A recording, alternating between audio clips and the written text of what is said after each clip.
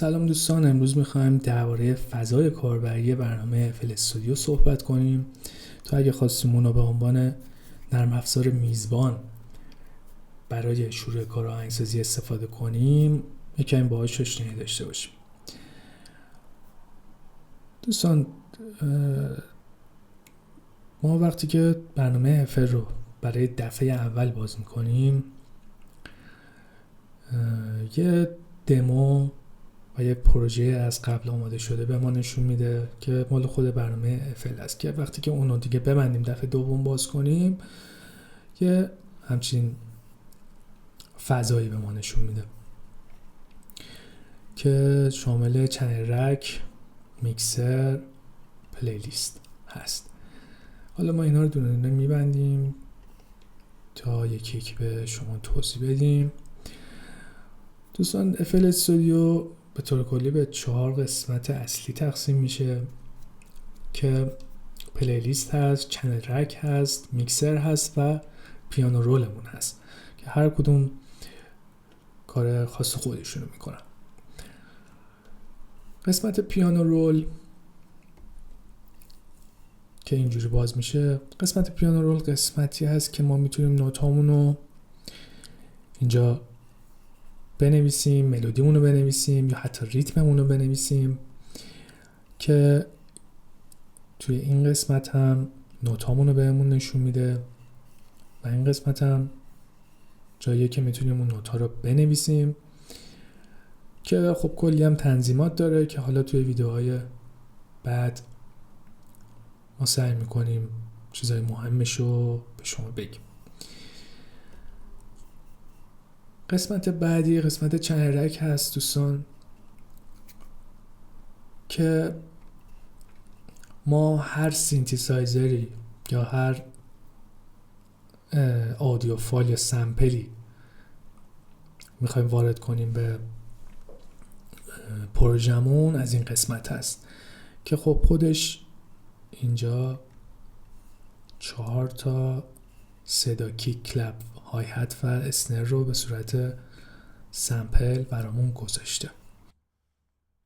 خب ما ریتممون رو اینجا میسازیم.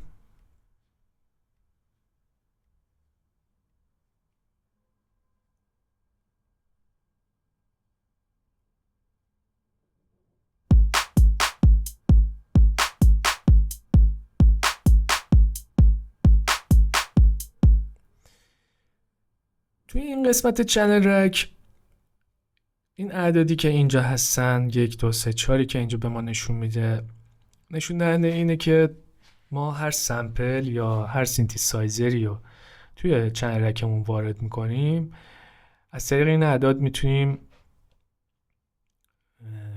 بگیم که کدوم سینتیسایزر یا کدوم سمپل به کدوم ترک میکسر بره. به عنوان مثال کیک ما رفته به ترک 1 میکسر، کلپ رفته به ترک 2 میکسر، های هت رفته به ترک 3 میکسر و اسنر رفته به ترک 4 میکسر. حالا ما اگه بخوایم یه سینتیسایزر باز کنیم، از این طریق این علامت مثبت که روی اون بزنیم، اینجا لیست سینتیسایزرهای ما هستن که هم سینتیسایزرهای خود برنامه هست، هم سینتیسایزرهایی که خودمون نصب کردیم روی سیستم. ما به عنوان مثال سیتروس رو باز میکنیم. این سینتیسایزر سیتروس، میبینیم کنارش نقطه چین داره. خب ما اینو به عنوان مثال میدیم به ترک 5 میکسر. خب این یعنی این که ما سیتروسمون رفته به ترک 5 میکسر و از اونجا میتونیم تغییرات رو روش اعمال کنیم. حالا ما پترن ریتممون رو ساختیم، میخوام یه پترن ملودیک هم بسازیم. چجوری؟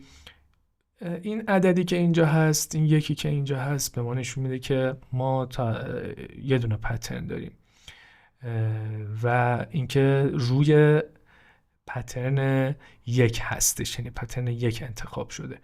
ما اگه یه پترن دیگه بخوایم بسازیم، این علامت مثبتی که اینجا هست رو میزنیم، یه اسم میدیم، تیک رو میزنیم.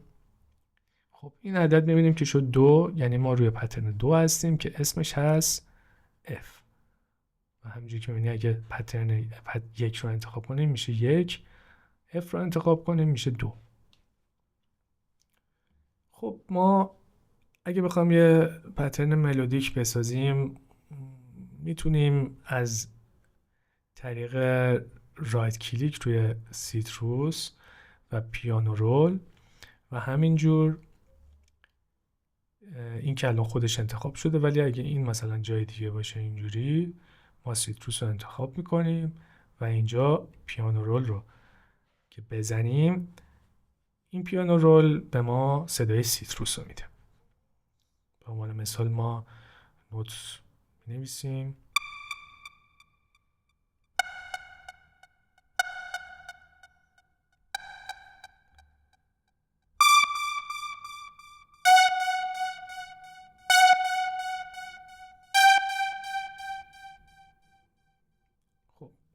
این الان اینم شد پترن به طور مثال ملودیک ما.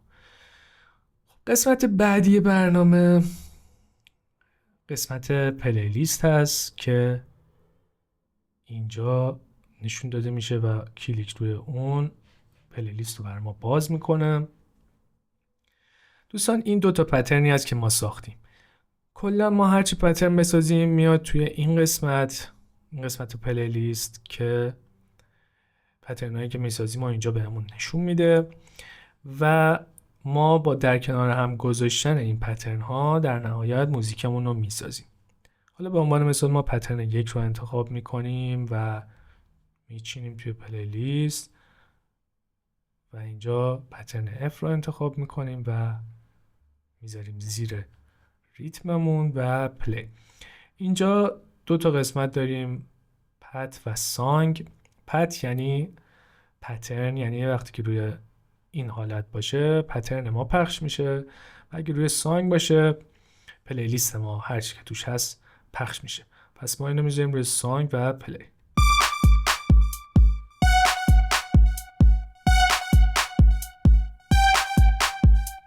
خب دیدیم که اینجا ما پترنایی که ساختیم و گذاشتیم و با هم پخششون کرد.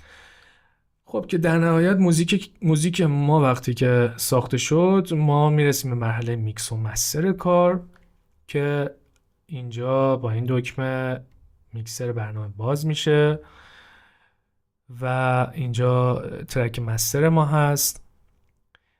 میکسر FL استودیو 125 ترک به ما میده که سینتیسایزرها و سمپل هایی که اینجا ما باز کردیم و از طریق این مربع ها اونا رو فرستادیم به ترک های میکسر میتونیم روی اون تنظیمات اعمال کنیم. ما برای هر ترک میتونیم 10 تا افکت اینجا بذاریم. اینجا تاثیرات هر افکت هست، اینجا اینیبل و دیسیبل کردن افکت ها هستن و این هم قسمت اکولایزر میکسر هست که برای هر ترک به طور اختصاصی داده شده. خب ما تقریبا با نمای کلی برنامه FL استودیو آشنا شدیم. پلیلیست، چنل رک، میکسر، پیانو رول و یه سری تنظیمات کوچیکمون که بهتون نشون دادیم.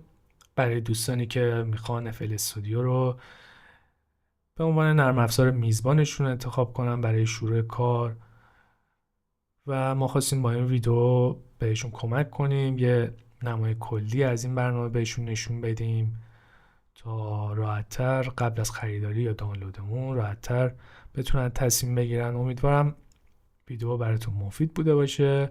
تا ویدیوهای بعد، مرسی.